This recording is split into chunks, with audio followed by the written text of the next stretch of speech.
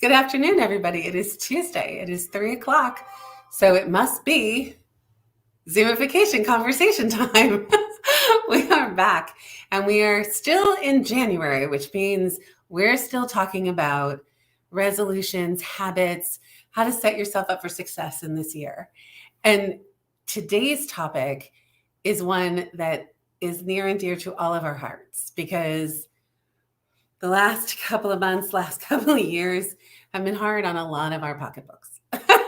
And so a lot of us are having long, hard conversations about what money looks like, what budgeting looks like, what the world looks like. And I couldn't think of anybody better to bring on to talk about financial resolutions than the amazing Miri Upton from Synergia Financial Group. Hey, Miri. Hey, Jean, how are you? I'm good. How are you? Thanks for coming to play with us today. Thanks for having me. I love being So I here. do have to say, so we're all good. Miri is an amazing financial advisor. And if you want her advice, you need to contact her. And you can reach her.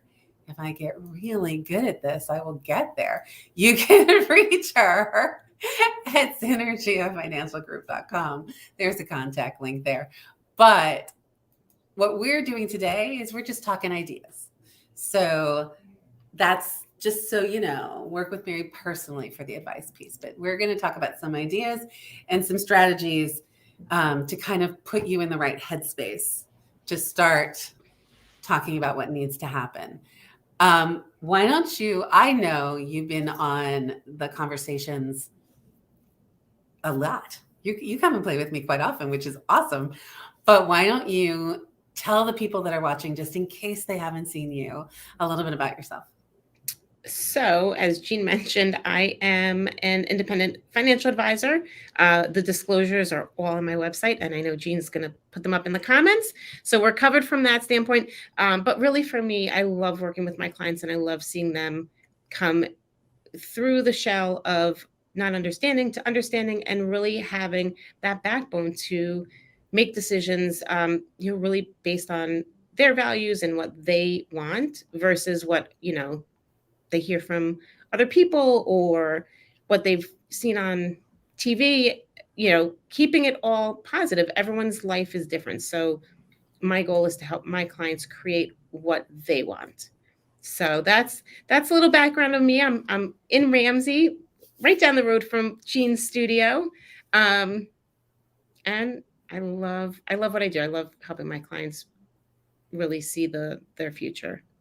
The thing that really resonates with me is that you do come from a place of values. You come from really understanding where people are in their lives and what it is that they truly value, what their core values are, what it is that they want to achieve that's bigger than the next new car. So that is just such a great space to stand in with someone who you're trusting with your money. Right.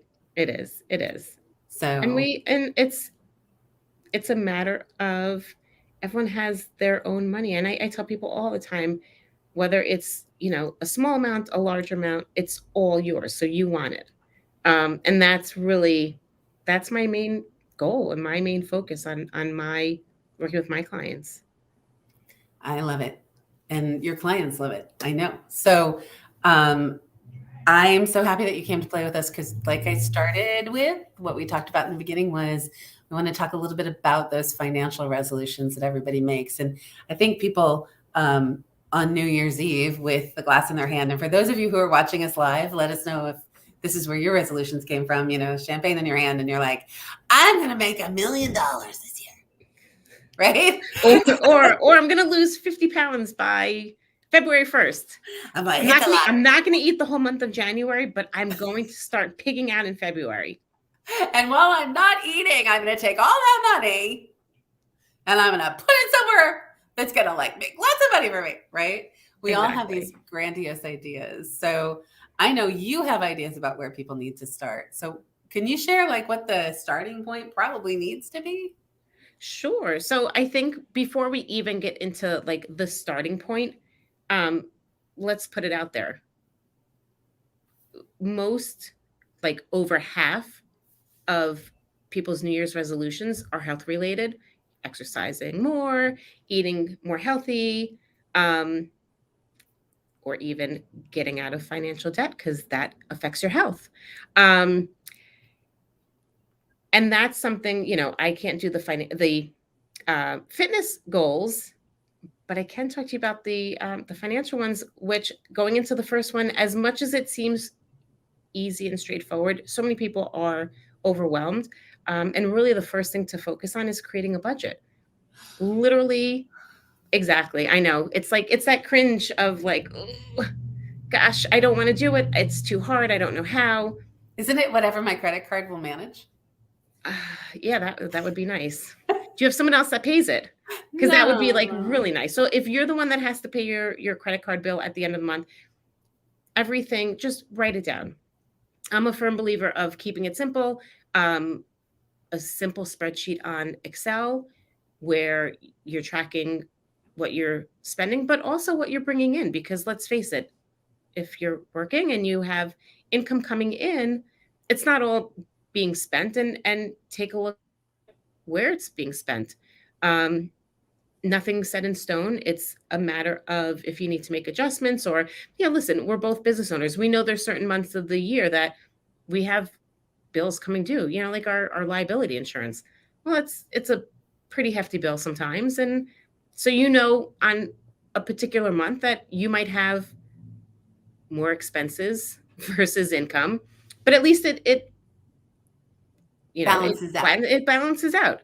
So if you're not going to use a spreadsheet, just do it on a piece of paper, assets on one side, liabilities on the other side. So what you have coming in, what you have going out, and really see where you're spending. Are there any trends? I have to show you this. So the lovely Rachel Sirota is here. We love you too, Rachel. Rachel was on 2 weeks ago and she was talking about building positive habits. And this is exactly what you're talking about, right? Get in a habit of writing down what you're bringing in, what you're sending out, what you plan to send out, right? Right. And hopefully what you plan on bringing in. Like if there's stuff in the pipeline, account for that. Right. And I'm a firm believer of, putting money in savings automatically, because if you don't see it, you don't remember that it's there. So, it's kind of that built into the budget that I love to talk about. But no, it's really, a lot of times, and we don't realize, like, there's certain things that we duplicate because we have a benefit from a credit card company, and then we have, something that we pay separately. Well, if you're duplicating it, then take one of those away. And you're finding little bits of potential income coming back into your pockets versus going out. One of the things that I think is staggering is how many people have signed up for recurring things and have forgotten that they're recurring. Right. Like, and sometimes they're little. Sometimes it's like $5 a month or $2 a month. But when you've got 10 of them, it adds up. It's substantial. So cleaning those pieces up, like actually taking a look at what's accumulating in the background that you're kind of letting slide, the dust under the rug kind of stuff. Right. Exactly. So, it's little things here and there, and they add up and make a big difference over long term. And I think we can be clear here to say, well, what we're talking about is finances. It might bend a little one way for business and another for personal, but a lot of what we're talking about is just finances, right? 100%. Like, what does it mean to get your finances together and in order and moving in the right direction for the year? Right. And, as a small business owner, you're treading that line of, is it a personal expense? Is it a business expense? Listen, for people that have traditional jobs where they have a W-2 and they know what they're getting every month, you should do a budget. And for those of us that own our own businesses, you need to have a budget for your business to see really, where you're spending and what is it costing you to really run your business when you open up the door on, the first of the month on a Monday morning. And a lot of people they really don't know what it costs to run the business. So we've heard that from someone else that we know, and it's so true. And as much as it works for a business, it truly works for you on the personal side, because you have, certain bills have to be paid every month. It's also, I think, interesting that it is such a correlation with your health, right? Because we talk about doing the exact same thing with our eating habits, right? Or with our exercising habits, because when you put it on paper and you take a look at what you plan to do and what you actually did, right? Where you're like, I plan to have broiled fish and brown rice. And then you look and you go, ooh, 10 jelly beans and a Reese's peanut butter cup, right? Like, you're like, if you have to look at it, you go, oh, wait. So that in and of itself is kind of eye-opening when it comes to money, right? Right. 100%. Definitely 100%. And a lot of between, your health and wellness and your financial wellness, it fits hand in hand. If you're anxious about money, that's going to lead to other issues in your life, especially on the health side.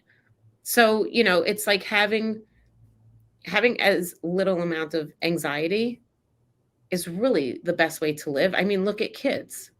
They don't have a care in the world, and that's it. They live their life because that's all they know how to do. So if we, look at it from a kid's perspective, do what you need to do because we're all adults and we have to do these things, but kind of have that mindset of, once you have it done, it's done, it's there. That taking that first step is the hardest step to take. Stephanie's here with us. Hey, Steph. Hey, Steph. We're talking budgets. So I'm going to stop talking budgets now. So, okay. So we put the lemon in the water. It's a little sour, but we made our budget. Right. Now what comes next? Really once you organize it and figure out really where you're spending and what money you have coming in, and if there's any left over, again, going to what I had talked about a few minutes ago, setting up some kind of an automated monthly savings plan, whether it's, traditional savings account or some kind of investment account, or, whatever it is that you're comfortable doing, set it up and put it on automatic so that it's in your budget and it forces you to save. I mean, years ago, both of us came from corporate. What was the first thing you did? You signed up for health benefits and you signed up for your 401k, and maybe you signed up for the group life insurance and group disability, group long-term care, whatever it was that you signed up for. But everyone was like, you need to sign up for the 401k. Like, that is a must-have because it just came out of your paycheck. You didn't think about it. So, setting up something automatically, yes, it's an expense when you look at it on your budget sheet because it's something going out, but it's truly staying with you. It's there. It's yours. It's just repositioned. So I have fall into that concept of paying yourself first. 100%. You should always pay yourself first. And sometimes paying yourself first is not necessarily a physical paycheck, right? But putting it away. Just making sure that there's funds that you're allocating to your needs. Exactly. Right? Exactly. I love this. So rub it in, Steph. I'm good with a budget. As a single mom, I have to be. It's true, right? When it's all on you, that's where it is. And I love this. And you get the benefit of watching it grow over time. Isn't that true? Yes, 100%. And truly the comment of, single parent or non-single parent, you just set your kids up to having the potential of, seeing the positive things that you did for them that then they can repeat for themselves. So it's, regardless, it's hard being a parent regardless. And being a single parent is definitely harder than having a two family a two-parent home, but take that away, you've set your kids up to be the best they can possibly be because they saw you budget,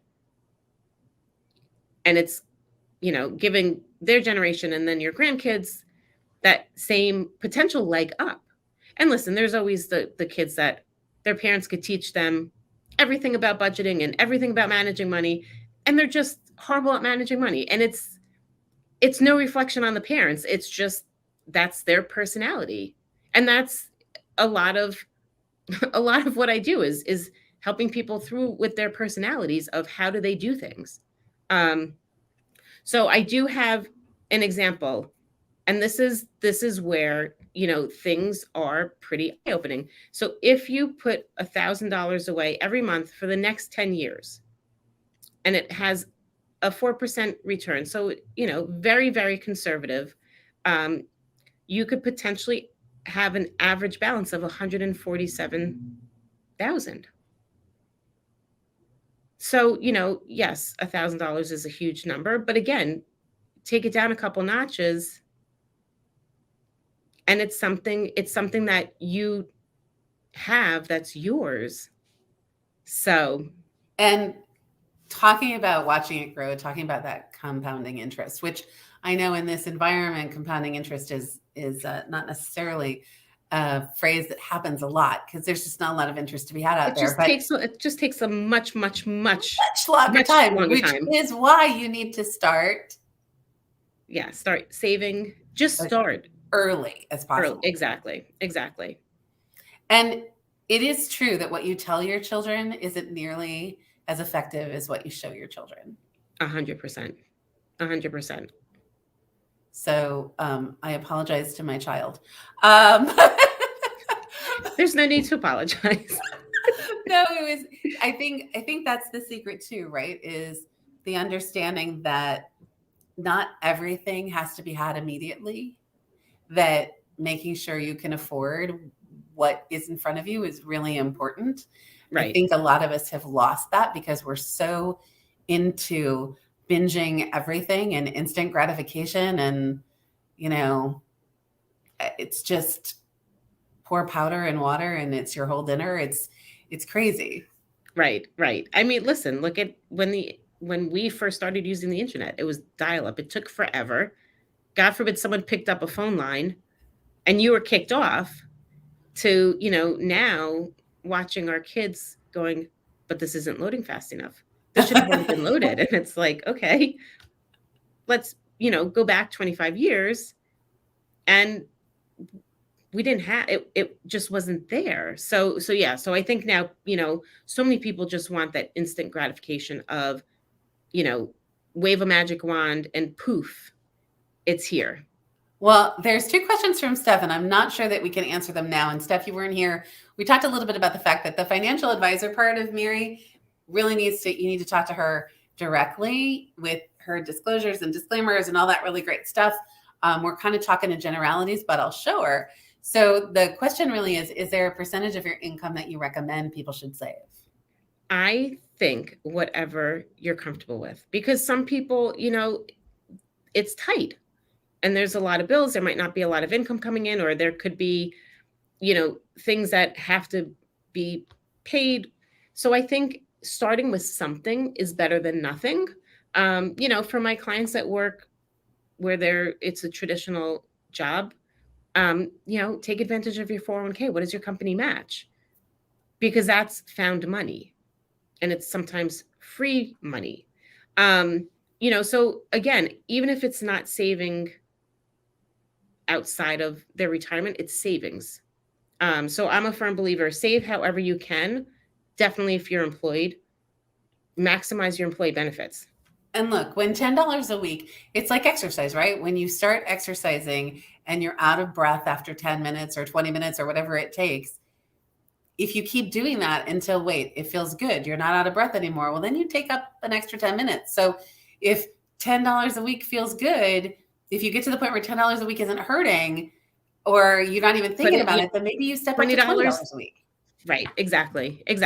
And everyone is so different and unique. And there's no right or wrong answer. There truly isn't.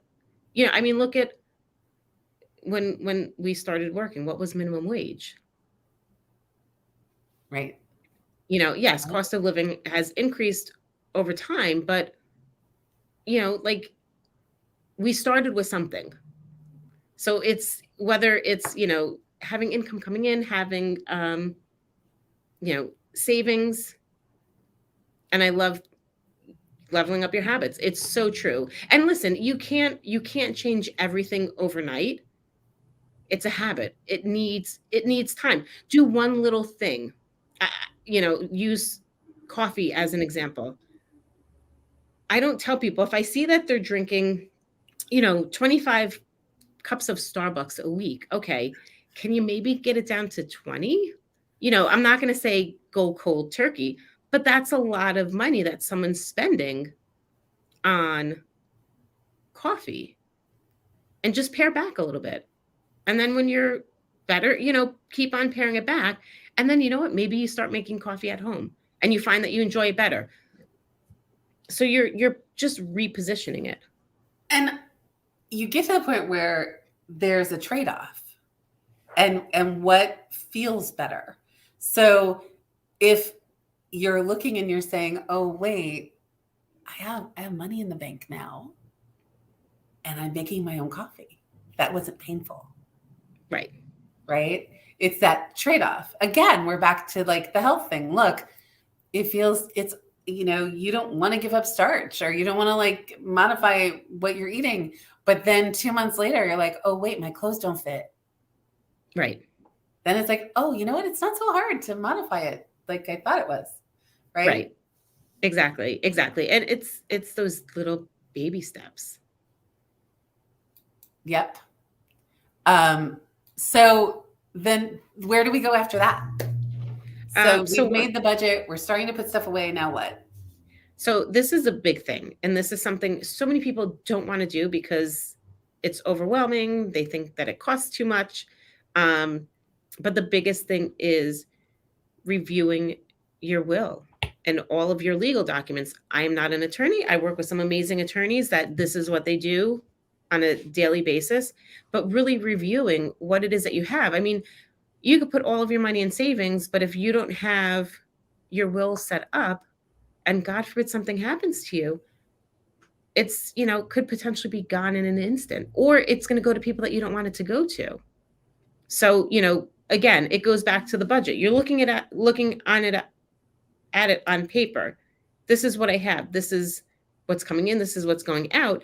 It's the same thing with your will. Do you want some, long lost cousin to possibly come in and say, oh, well, yeah, this is family member. And I've seen it happen. It's sad because it's such an easy thing to do. And the money that it's going to cost you, that, whatever it is going to pay your beneficiaries, potentially tenfold or more, because it's stipulated. No one has to guess. No one has to say, well, yeah, mom said that, she wanted me to have this, but it really was supposed to go to someone else. So it keeps it clean and neat for you, as well as when you pass away. It really is a gift to your family, right? Because I have lived through this and knowing what the person wants and how they want everything distributed and where they want things to go makes it so much easier for your family, for the people that you love to move through, because they're in the middle of grieving. The last thing they want to do is have to have a tug of war over what they think you want. Someone's costume jewelry. I mean, like, yes. Forget about the pearls. But again, it's so people don't realize how trivial it gets as you work with clients and they're going through an estate situation. It's mind-blowing. It's absolutely mind-blowing. And it could be so easily remedied. And it's so affordable. Like, it doesn't have to be crazy expensive. I gotta let you know, Steph's having a viewing party apparently. Justin and Lucille Oh, are there too. Hi hey guys. guys. So what do you think about finances? What were your financial resolutions this year? So we've made a budget, we've started saving, we've looked at our wills. It was painful, but we did it. Now what comes next? Really, if you own a home, review your mortgages, although the last few days rates are going up. But, again, is that a way that you could potentially save or refinance? And again, I do not do lending. I refer that out. But that could be a potential huge savings if you haven't refinanced recently. This is really interesting because apparently Justin said his resolution was to pay off his mortgage. Nice. Go you. So there are different thought processes, right? Whether you stretch the mortgage out for a long time and hold on to it, or you pay it off so the property is free and clear. Is it back to whatever you're comfortable with? It's totally back to wherever you're comfortable with. And again, that's a question really that's so personal, and everyone has a different view on it. But it's totally, are you comfortable, having all of your equity in a house that's, you might not be able to pull money from it potentially, or look at the statement when you're purchasing a house, and it shows you, here's the purchase price of the house, and here's how much interest you're going to pay on that loan. So, it's such a personal preference, Right. and that's something, even from a tax standpoint and a legal standpoint, that's when you reach out to an accountant to say, hey, does it make sense, does it not make sense, based on everything else that's going on but with yeah, my finances. but again, do I it goes need down this? to Do I not need this? right. So I have to show you this because I think for so many of us, Lucille, I think we're all, especially right now, in the get my nose above water phase, right? Like recoup some of the losses. For those that didn't really lose big in the last 2 years, I am so proud of you. I am like so happy for you. But there were a lot of people that have been treading water really hard and feel like they're slipping under a little bit. So Lucille, I think so many of us are there with you, the people that are watching along with us.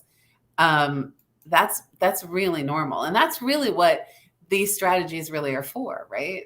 100%. And you have to draw that line in the sand. The past is the past. We cannot change the past, but we can change the future going forward.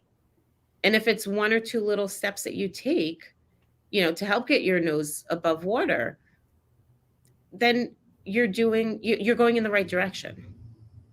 And it might not be overnight. I mean, if you win the lottery, great. But the likelihood of those of us on this call right now winning the lottery, I mean, you have to play it, but I'm winning the lottery. It was one of my resolutions. Right, there you go. I love Rachel. She said, health, finances, everything is a series of small choices that compound over time. 100%. 100%. It's so true. We're all going to Stephanie's party house because she wants her resolution is to have enough to buy something in Florida. Big enough for all of us to visit Steph, right? But, and again, on the beach. Yeah. Maybe a horse farm. But again, it's like, and that's the beauty of it, is everyone has such different really wants.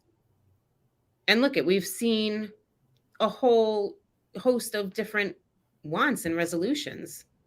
So that's the beauty of it, is we all can pick what we want to do. I have a kid in college. It's that also plays a huge part in it too, with the time of your life, where you are in the cycle of life, right? Right. But if you're consistent, you make it happen. And I think that's kind of the way to look at it is, things are going to change nothing is set in stone. But if you're consistent, the same thing, like if you're consistent with, healthy eating or exercising, when you don't do it, you miss it. I mean, as crazy as it is, if I don't work out, I'm like, oh gosh, it's like I need to work out. And I enjoy it most of the time.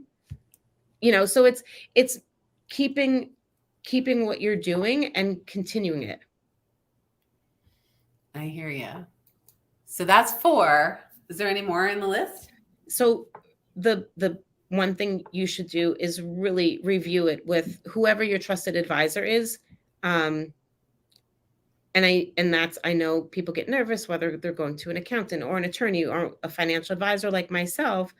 We're all human. Things we've seen or heard it all, despite what people think. It's nothing's going to be a surprise. And as advisors, we're there to help you, and not only to help you grow, but to help you come into an understanding, and know why you should work with someone. Listen, I use an accountant, I use a CPA for my taxes. Could I do them on my own? Yeah, of course I could, but I'm not reading a 5-inch thick book every year to understand the tax code. It's just not happening. There's plenty of really, really smart accountants out there that know what they're doing. Use them. Like, they took an exam. They know what they're doing. Most of them. It's like anything. And a lot of times it goes down to personality of, who do you connect with? And again, and you hear me talk about this all the time, is you have to talk to your family or someone that you trust that's close enough to you that you can say, okay, here's where everything is. Here's how I want things done, so that they know that if there's something happens, there's access to what needs to be accessed. I find in so many conversations about money, the word trust is so high up on the list, right? This is,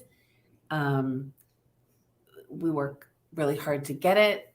It's what we use to define ourselves in a lot of situations. It's certainly what keeps a roof over our head and food in our plate. So the thought of having someone else involved in the management of that or the growth of that is scary. It is. It is. If you're looking for someone to be your trusted advisor, I totally trust Mary, but if you're looking for someone to be your trusted advisor, are there questions to ask? Are there things to do? Or are there ways to sort of try to ferret that out? And nothing's 100% foolproof, but right. So, truly, I think when you're working with someone, and I'll use really accountants and attorneys as the guide, so if you're setting up a will, a healthcare proxy, power of attorney, all of those, documents, number one, find someone that this is what they do day in, day out, because, you can go to someone that's a litigator. Are they going to know all of the trust and estate rules and regulations? Maybe yes, but most likely no. And, find out how they charge. If they charge a flat amount and you have additional questions after, you're done, do you have to pay anything more to speak to them? Do they include that in their overall pricing of the documents that they're drawing up? And the same thing, with the accountants. Who do they normally work with? Because if you're a small business, but they don't work with a lot of small businesses, again, it's the same thing. They have the understanding and they have the education, but if they're not working with that specific demographic day in and day out, it's a potential that they could miss something, and not intentionally. But again, I'm very anecdotal with my clients. And I always, I can use other clients as examples, never any names, but just saying, okay, in this situation, here's what we did. And in this situation, here's what we didn't do, and the rationale behind it. So it's a matter of being comfortable, number one, with who you're speaking with, because that's just hands down, you have to be comfortable. If you're not comfortable disclosing information, then that's not someone that you want to work with. And understanding that if you're a person who needs to have your hands held, don't go to someone who's not willing to do that. And you can tell pretty much right up front, right, who's going to be willing and who isn't. If you're someone who is looking for a ton of documentation and a lot of bottom line thinking, then that's the person you need, because that's what's going to set that up for you. Is you're going to be able to have conversations that are meaningful and create that trust. Right. Exactly. Rachel, I love this. I know so many accountants that I trust, but I use someone who almost exclusively works with people who do exactly what I do. And I think that that's so true. Having someone who understands what you do. And Rachel, do you also think someone who can explain what they do? I think that, to me, understanding what I do and what I need, but being able to explain to me what they're doing and why they're doing it is so important. Like, don't just say, believe me, because I told you to believe me. That's when you get in trouble. And, and again, it boils down to trust and to be able to have a conversation. We are all human. If someone has a question on what I'm doing, I want them to ask me, because I want them to understand my rationale and, why I may or may not have made a recommendation. Everyone's different. Everyone's unique. Their situation, your situation is different than my situation. You have a kid that's in college. I have a kid that's in, going into middle school. Two totally different places, but yeah, we both have kids, but we have different responsibilities when it comes to our kids on so many levels. I think I'm answering my own question, or at least I'm setting you up for the answer to this question, but how different is it dealing with women than it is dealing with men when you're talking about money? It's interesting. So I do work with a lot of women, and I think women are either really, really open about it or really, really shut down about it and are not open to talking about it. It's such a personal experience, because your experience and my experience are different. I think women are definitely more open to talking and having conversations.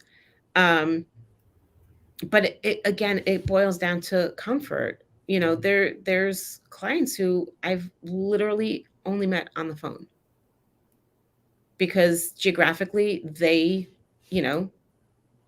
don't live anywhere near me. And I think, a lot of it is understanding where people are. So yes, some women are so open, and some women aren't. And it's the same with men. And again, you can't judge, because everyone has their own feelings, but I think money also is so touchy, right? So you don't want to feel like you don't know what you're talking about. 100%. So right. It's very hard to really be open and say, I'm lost here. Right. Women are definitely much more likely to say they're lost than men. But I've had several men. The map thing. Right. Exactly. Yeah, exactly. We're lost, but we're not going to stop at a gas station, anywhere on the side of the road. We're not asking for help. Right. Exactly. So yeah, it's one of those things where, again, whether you're asking for help from a financial standpoint or from a health standpoint, it's really just taking that first step and asking that first question, and being open to the fact that we don't know everything. We can't know everything. Listen, am I going to take a picture of myself and post it as like my headshot for my website? Of course not. Like, I don't care how good it is. I'm going to miss something where, I know I can go to you and I'm going to walk out knowing that the picture is going to look like me. And that's where, using professionals, regardless of what the industry is, they're professionals for a reason. They've, had schooling, they've, been certified, whatever the case may be. That's why, and even for myself, I rely on professionals to call on if I have a question, or if I am stumped on something, or I need some guidance. I love this question, Stephanie. Do you think that many people carry shame about how they've handled or mishandled their money? Definitely. And again, I always tell my clients when we start a relationship, they have to draw the line in the sand. The past is the past. We're looking forward. If mistakes were made, they were made. As long as you're learning from it, like, that's what it's about. Listen, it's and the that's same thing. Where being able, and I apologize, but that's where being able to be open about what you've really done and who you really are. Right. Exactly. Because eventually it's going to come out. Whether someone wants to or not, it's going to come up to the surface. It always percolates up. Listen, my daughter at 2.5 cut her hair. And as she's holding the scissors in one hand and her hair in the other, and she's like, well, put it back in. And I'm like, but it doesn't work that way. And thankfully it was on the side of her head, not the front. But she was so adamant of it, like going back onto her head. And it's like, nope, honey, that's it. You cut it off. No financial super glue. There's no hair super glue. Nope, we can't tape it back on. So that split second decision that made her think it would be a cool idea to cut her hair, she regretted it. And it's so minor in the grand scheme of things. Well, that's a great analogy, though, because at the time it felt monumental. 100%. Well, for her. But then incrementally, it grew out. Right. It took time, but it grew back out. So yeah, it hurt and it didn't feel good. She didn't like it, but time and care made it happen. Right. So I agree, Steph. Hair grows back and so does your money. That's true. If you put the scissors down. Well, if you put the scissors down, but also, again, it's you have to be consistent. Yeah. And you have to, and listen, there's hiccups. Everyone hits a bump in the road. And sometimes you just really want a vacation. 100%. You just really want to spend money. Right. And it feels good. And the biggest takeaway is, don't have regrets. And to Stephanie's point, if you're still working and you're able to earn money, don't deprive yourself, because that's when it becomes, worse and worse and worse. I'm not saying have 25 Starbucks a week, but do what's comfortable and do where you're not going to have regrets. Listen, if you're going on this amazing vacation potentially sooner or later, I got a great deal. You got a great deal, but it's something that you're not going to necessarily be able to experience again. Right. So yes, it's going to cost you X amount of dollars, and yes, you're getting a great deal, but it's more so the experience sometimes than the money. Look, we had lots of conversations when my kid had the opportunity to travel through Europe for 2 weeks playing with the American Music Abroad band. And there were lots of conversations about what's the best use of that money. But that was an experience that was never going to come again and was pivotal for my child. It was worth it. Right. And that's where, that's where I think 100%. And I think that's where you have your goals, you have your wants, you have your needs, you have your wishes. But if something comes along that is only going to be a once in a lifetime opportunity, If I it's mean, possible. if it's possible, make it happen. I like this. Is it a want or a need? Correct. But Stephanie, when I want it, and that means I need it. And sometimes it's a both. This was a really great conversation, and I know all of us everywhere are having it. So thank you for coming to play with us. Is there any questions out there? Do you guys have any other questions for Miri? And while you're like frantically typing them in, Miri, is there anything that you want to say to kind of roll this up and move us along? I think just start. Whatever your goal is, the term resolutions, it's so played out. These are they're life changes, whether it's a financial change or whether it's a health change, or whether it's a relationship change, whatever it is, just grow. Take it, do it, and grow. That's Rachel's thing. That's what we were talking about. Don't make resolutions, create manageable habits. Create habits that are life affirming, that you can slowly increment, build on, and use throughout your life. A resolution is just something that you're going to break a week later.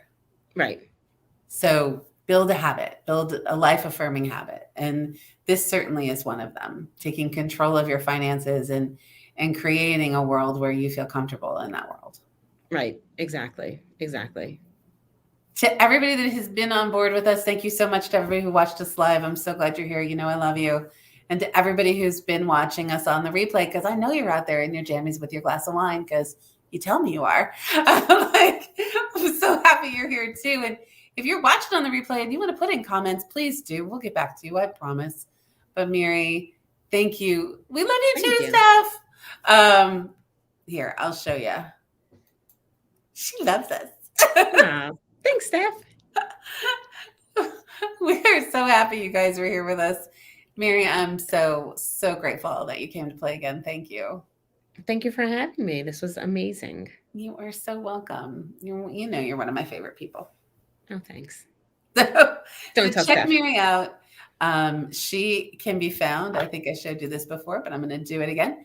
She can be found at synergiafinancialgroup.com. She also is a part of Mommies and Money. You can check that out if you want, but check her out at Synergia Financial Group and give her a call if you want some true advice about your personal situation. That is really it. Thanks, Rachel. We love you. I'm so glad. Thanks. I hope you got something out of this. I know I had a wonderful time. I think, Miri, how is it for you? This is great. I love having conversations, because it's something, it's just fun to do. It doesn't have to be, so serious. And it should be fun. You're talking about your finances. As serious as it is, it should be fun. Demystifying it, right? Making it not be shameful, making it not be so heavy, making it not be something that you have to be in a 3-piece suit and you have to be sitting in a really uncomfortable chair. Been there, done that. Never again. Me not in a 3-piece suit, but I, been in those organizations where it's much more formal, and really it's the formal informalities of planning. Well, guys, that is us for today. I am so happy that you were all with us. There are some changes coming to Zoom-I-Fication conversations. I think we're going to change the day and the time, but I will let you know if that's going to happen. However, wherever you are, whatever you do, have an amazing week. Make sure that whatever habit you want to start, just start it. And if it's putting $10 away a week, put $10 away a week. If it's putting $1 away a week, if that's where you need to start, do that too. But just do something so you can turn around at the end of your day and say, look what I did today. It's good, right? Because every little improvement is just one more thing to be proud of. Have a great one. Thanks, Miri. Thanks, everybody. Bye. Thank you. We'll be back next week. Bye.